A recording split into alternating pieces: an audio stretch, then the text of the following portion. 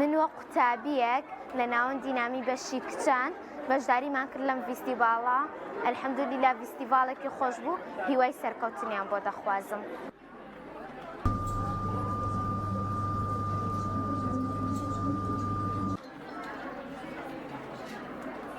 چۆن سەلیقە و چۆن کارە ناوەزەکانی ڕۆژانەتان جیاوازە لە خەڵک بێگومانە بێ ڕەوشت و ئاکار و ئەخلاقیشمان ئاوا جیاواز بێ و هەرواش بووە و هەرواش ئەبین ئینشاءڵڵا.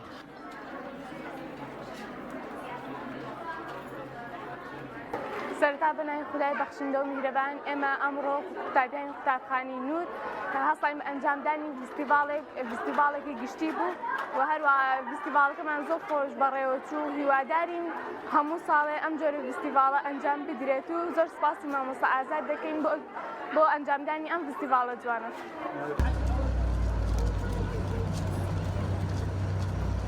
والأرض وما طحاها ونفس وما سواها فألهمها فجورها وتقواها قد أفلح من زكاها وقد خاب من دساها كذبت ثمود بطغواها. ئەمڕۆ خۆم بەپێ خۆشحاڵە زانم کە وەک خوێندکاری قوتابخانەی بەشداریم کردووە.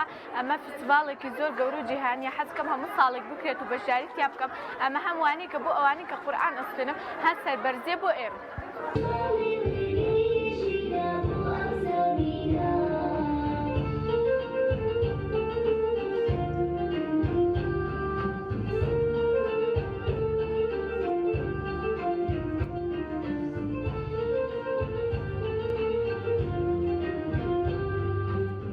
ئەنجومەنی تەکیە کۆمەڵی دادگەری سوپاس بۆ خوا لە فیستیڤاڵێکە بۆ پشتگیریکردن لە قورئان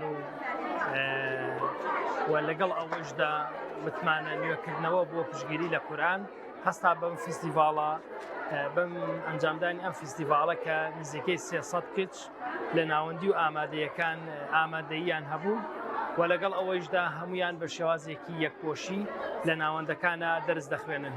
مێدەوارین بتوانین ئەم ناوەندانە زیاتر برەوی پێ بدەین بۆ خزمەتی کچان و کوڕان بۆ ئەوی بتوانین هەم گەنجانێک پەروەردە بن، گەنجانێکی ڕۆشنبیر، گەنجانێکەوە پەروەردەی دەستی قورئان و 4 ڕۆژی ترش پشتگیری بکەن لە قورئان و خزمەتی قورئان بکەن.